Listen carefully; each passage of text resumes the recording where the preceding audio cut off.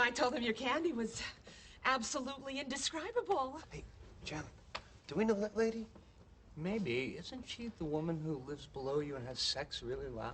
Oh, right. I'll do it just this once, but you can't tell anybody. Yes, please, just give it to me. Yeah, that's her. Hey, what's up guys? Welcome back to Binging with Babish, where this week I forgot to record my sort of walk-on introduction thing, so we're going to recycle this one from last week's episode. Let's take a look at these oxtails. Perfect. And now we can start making Monica's candy from Friends, which I always imagined as a chewy caramel covered in chocolate. So in a medium saucepan, we are combining 60 grams of water, 155 grams of light corn syrup, and 400 grams of granulated sugar, which we're going to place over medium-high heat, stirring minimally with every intention of bringing up to 320 degrees Fahrenheit. Once 320 is reached, we're going to kill the heat and start streaming in a mixture of butter and cream. 230 grams of butter melted into 230 grams of cream, adding a little bit at a time, whisking constantly, and then once everything's added, we're going to return the caramel over medium-high heat and cook until we get it back up to 240 to 245 degrees Fahrenheit, the softball stage. 240 if you want a softer caramel, 245 if you want a chewier caramel. Then we're adding just a little dash of vanilla extract and a whole lot of dashes of kosher salt. I mean, salted caramel. You ever heard of it? Whisk to combine, and then we're pouring it into a prepared baking dish of some kind. I've got a square one here that has both been liberally greased with non-stick spray and lined with parchment paper. Once poured, it must be cooled completely. I'm talking at least 6 hours. Only then can we even consider turning out and cutting into our desired shapes. I'm hitting both sides of a sheet of parchment paper with non-stick spray set in a rim baking sheet to receive said shapes, and I had just enough foresight to use this tin that has a removable bottom for easy extraction. We're going to invert our block O caramels onto a greasy surface, remove the plate and parchment paper, and then we can begin scoring and cutting.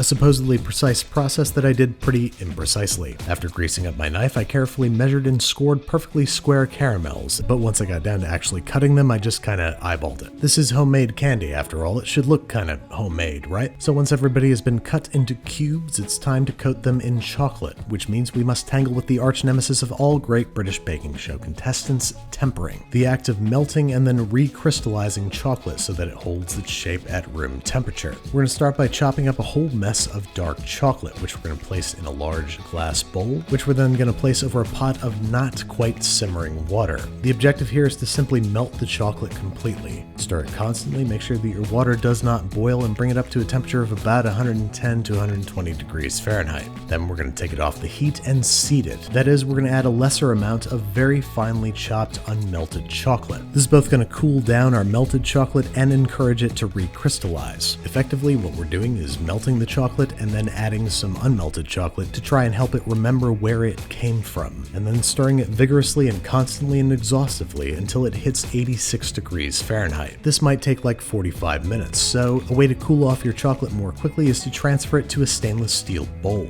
This doesn't retain as much heat as glass, and it's going to cool things off more quickly. If even after all this your chocolate is still hot, you can add more seed chocolate, which is both going to cool it further and encourage crystallization. But if that seed chocolate doesn't melt, you might need to return things to the heat for just a few seconds. And I really mean just a few seconds, just enough to melt the seed chocolate. At this point, you don't want things to go above 94 degrees Fahrenheit, otherwise you're starting from scratch. Now, to show you how important temperatures are in this process, I'm going to show you something of a demonstration. As you can see, I've got my chocolate down to about 91 degrees Fahrenheit, so I'm going to perform a temper test, dipping a thin spatula in the chocolate and letting it set for 2 minutes. And as you shall see in the impending close-up, it's pretty set, but it's dull. But this whole time I've been agitating and cooling the chocolate, so when I dip the tester in once more, letting it set for another 2 minutes, you'll see the difference that temperature can make. The chocolate is shiny and pretty and ready to coat our caramels, which we're going to painstakingly dip into the chocolate one at a time. The easiest option is to use a pair of forks because that's going to allow excess to drip away. Just make sure each caramel is thoroughly coated in chocolate and place it on a prepared parchment paper set in a rimmed baking sheet, trying to shake off as much excess chocolate as possible so you don't have a foot on the bottom of your candies. Then, while these guys are still little wet, we gotta finish them off with a little bit of flaky salt. I'm pretty sure not salting your caramel is a class 3 misdemeanor in most states. It was after the 20th caramel or so that I wised up and started to use some fondue forks, world renowned for being able to contend with molten chocolate. Now we're just gonna rinse and repeat with the remaining caramels, heating the chocolate as necessary but never bringing it over 94 degrees Fahrenheit, until we have ourselves a completed platter of perfect chocolate covered caramels.